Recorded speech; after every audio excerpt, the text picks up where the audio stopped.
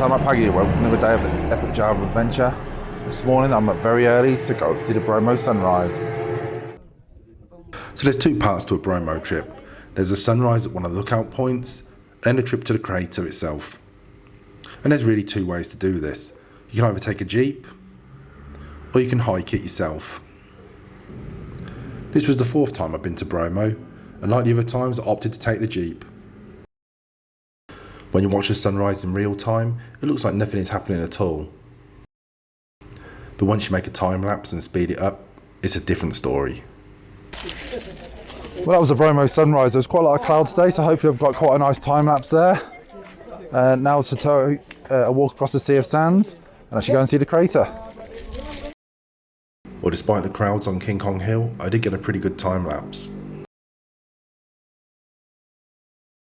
The problem with doing a jeep tour is you end up at the lookout point at the same time as everybody else, so the place gets completely crowded, which makes it not easy taking good photos, as everyone's trying to get a selfie and just barges into everybody.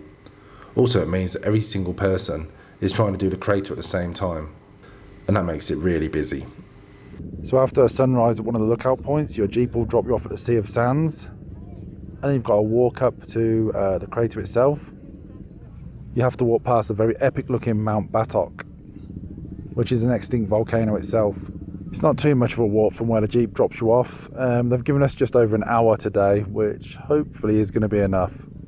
So once you've crossed the Sea of Sands and past the Hindu temple, you then get to start climbing up the side of Gunung Bromo. It does get a bit more difficult now, and it's quite dusty this time of year. And then all you have to contend with is a flight of stairs up to the crater rim.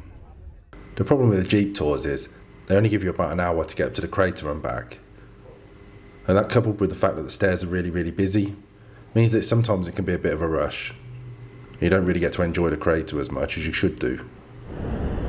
Well, there's the crater of Bromo.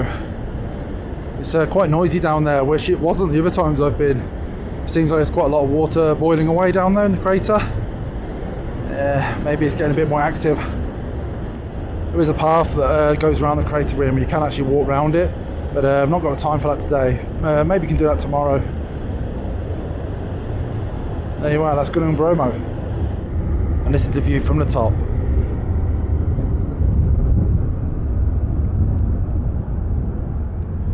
You got Gunung Batok. You can look out all across the Sea of Sands to where your vans are parked. And on that hill over there is where you stay the night in Chamorro Lawang. And now what's just left is to go back down the way you came, get on your jeep, get back to your homestay and grab a little bit of sleep. Or catch a train if that's what you're doing. There you go, that's what you can expect with Gunung Bromo.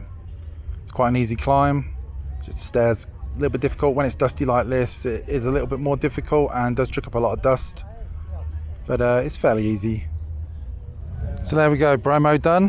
Time to get back to the homestay now, get myself a little bit of sleep, see what I'm going to do this evening, maybe do it all again tomorrow.